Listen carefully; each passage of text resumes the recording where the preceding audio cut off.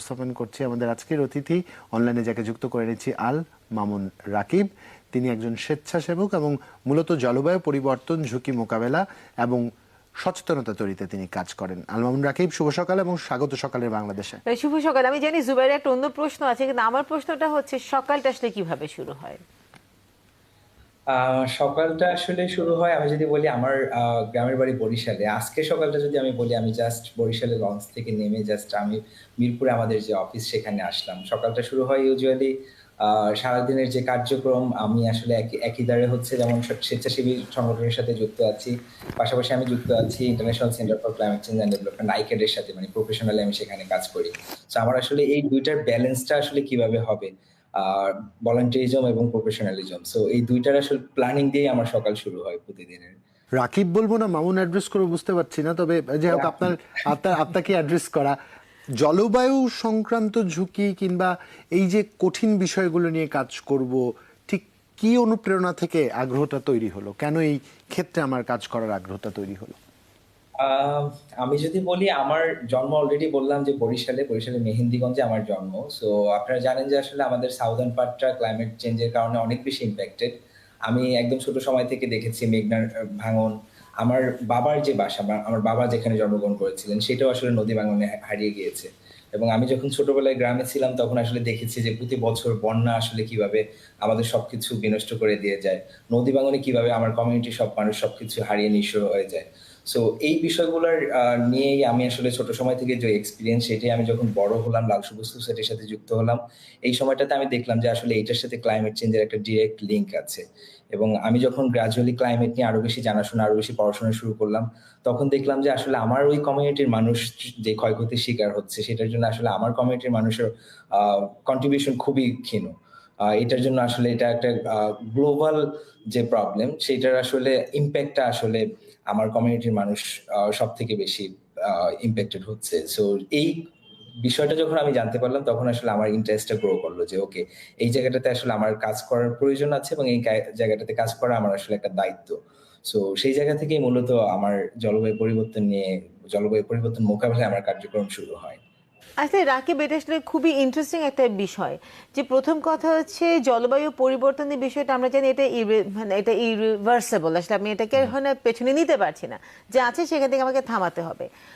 আমরা থামাতেও পারবো না, স্লো করে স্লো করা করে। যেতে পারে, কিন্তু আসলে বিষয়টা হচ্ছে আমরা যারা আছি বাংলাদেশে বা আমরা যারা দক্ষিণাঞ্চলে যারা আছি, তারা আসলে জলবায়ু পরিবর্তনের বেটাতে ক্ষতির কারণ কিন্তু আমরা নয়, কিন্তু আমরা ভুক্তভোগী। কিন্তু যারা আছেন তারা আসলে আমাদের থেকে অনেক দূরে, তাদের সাথে আসলে যোগাযোগটা করা, এইটা আসলে আমরা কিভাবে করেছি, মানে যারা আসলে এটাতে ইম্প্যাক্ট ক্রিয়েট করছে, যাদের কারণে জলবায়ু পরিবর্তনের শিকার এবং এইটার হুমকি শিকার আমরা হচ্ছি, তাদের সাথে যোগাযোগ স্থাপন করাটা বা তাদের কাছে এই তথ্যটা পৌঁছে দেওয়াটা কিভাবে একটু আসলে ছোট্ট করে খালি রুনিয়ার কথার সাথে জুড়ে দিতে চাই রাকিব। আমি জানি এবার আপনার কপ সম্মেলনে অংশগ্রহণের সুযোগ হয়েছে, সেখানে বৈশ্বিক যে দাতা সংস্থা কিংবা যারা এরকম উন্নত বিশ্বের প্রতিনিধি, যারা আসলে কার্বন নিঃসরণের জন্য মূলত দায়ী এবং জলবায়ুর বিপর্যয়ের জন্য দায়ী, তাদেরকে অ্যাড্রেস করা গেছে কিনা, তাদেরকে আমাদের সংকটটা বোঝানো গেছে কিনা?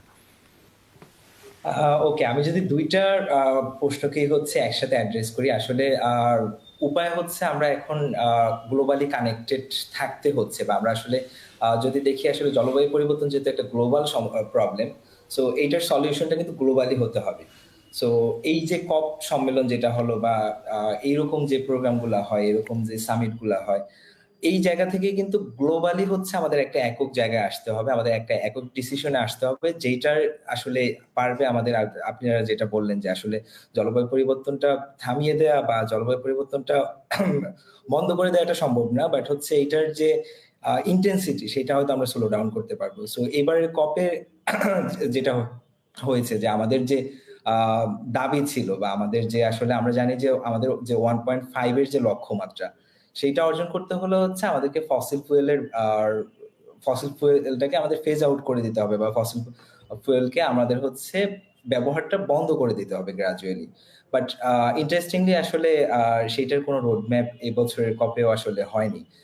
যেটা হয় যে আসলে আমরা আমাদের অনেক ডিমান্ড থাকে, বাট আমরা খুব সীমিতই পেয়ে থাকি। যেমন এবছর যদি বলি, এবছর আমাদের অ্যাডাপ্টেশন ফাইন্যান্স 2035 এর ভিতরে ট্রিপল অ্যাডাপ্টেশন ফাইন্যান্স, মানে ৩ গুণ হচ্ছে অ্যাডাপ্টেশন ফাইন্যান্সিংটা হবে। এর বাইরে হচ্ছে 1.3 ট্রিলিয়নের যে লক্ষ্যমাত্রা ২০৩৫ সালের ভিতরে, সেটা নিয়েও এটাকে একটা অনেকেই হচ্ছে এটাকে একটা বড় অ্যাচিভমেন্ট মনে করে। কিন্তু আসলে আপনি যদি দেখেন যে আমাদের বাংলাদেশের সাউদার্ন পার্টের বা আমাদের ওভারঅল বাংলাদেশের যদি দেখেন যে একটা ঘূর্ণিঝড়ে আমাদের বিলিয়নস ডলারের ক্ষয়ক্ষতি হয়ে যায়।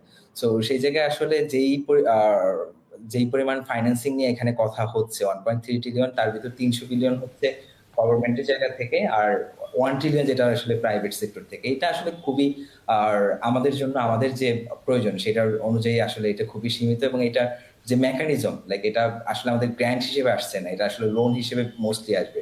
সো এটা আসলে আমাদের আরো বেশি ডেপ ট্র্যাপে ফেলে দেওয়ার একটা নিশ্চয়ই দিকে আমাদের থেকে। এটা গ্র্যান্ট হিসেবে পাওয়ার কথা, এটা আমরা সেখান থেকে বঞ্চিত হয়ে লোন হিসেবে আমাদের উপর চাপানো হচ্ছে। এটা তো একটা বিশাল সংকট, যেটা অ্যাড্রেস করা প্রয়োজন এবং যেটার আসলে একটা সমাধান প্রয়োজন। রাকিব, তারপরে একটু জানতে চাই, লাল সবুজ প্রতিষ্ঠানেরটা বা ফাউন্ডেশনের কথা বারবার আপনার কথার সামনে আসছে। 30 সেকেন্ড সময় আপনাকে দিতে চাই, একটু জানতে চাই কি করে এই সংগঠন। লাল সবুজ সোসাইটি মূলত যদি আমি বলি ইয়ুথদেরকে একটা পজিটিভ ইতিবাচক পরিবর্তনের সাথে যুক্ত করার লক্ষ্যমাত্রা নিয়ে আসলে আমাদের কার্যক্রম শুরু হয়। সারা দেশে 32টি জেলায় আমাদের ইয়াং পিপলদের নিয়ে টিম আছে এবং 2500-এর বেশি ইয়ুথ আমাদের সাথে এই মুহূর্তে যুক্ত আছে। আমাদের যে কাজগুলো শুধু ক্লাইমেট সেন্ট্রিক না, আমরা climate, mental health, women empowerment, ইয়ুথদেরকে জার্নালিজমের সাথে যুক্ত করা, এই বিষয়গুলো নিয়ে মূলত আমাদের কাজ হয়। ক্লাইমেট সেক্টরে যেটা হয় যে আমরা ক্লাইমেটে অ্যাডাপ্টেশন, আমরা জানি যে যেহেতু বাংলাদেশ আসলে মিটিগেশন আমাদের করার খুব বেশি কিছু নেই। সো ক্লাইমেট অ্যাডাপ্টেশনে আমাদের কিছু উদ্যোগ আছে। আমরা শরণখোলাতে, বাগেরহাটের শরণখোলাতে আমরা সুপেয় পানির ব্যবস্থা করেছি কোস্টাল কমিউনিটির মানুষের জন্য। আমরা বরিশালে ফ্লোটিং এগ্রিকালচার নিয়ে আমাদের কিছু কাজ আছে। পাশাপাশি আমরা হচ্ছে ইয়ুথদেরকে আসলে ক্লাইমেট এডুকেশনটা আমাদের ইয়ুথদের আসলে ক্লাইমেট এডুকেশনটা অনেক বেশি ইম্পর্টেন্ট। সো এই ক্লাইমেট এডুকেশন, ক্লাইমেট অ্যাওয়ারনেস এই জায়গাগুলোতেও আমরা লাল সবুজ সোসাইটি আসলে কাজ করি। তো মামুন, অসংখ্য ধন্যবাদ আমাদের সাথে যুক্ত হবার জন্য। এবং এই যে লাল সবুজ সোসাইটি এগিয়ে যাক, আমরা আছি, যে কোনো প্রয়োজনে আমাদেরকে সবসময় পাশে পাওয়া যাবে। আল মামুন রাকিবকে বিদায় জানাচ্ছি। চমৎকার শুভেচ্ছা রইল আপনার জন্য। আপনার মাধ্যমে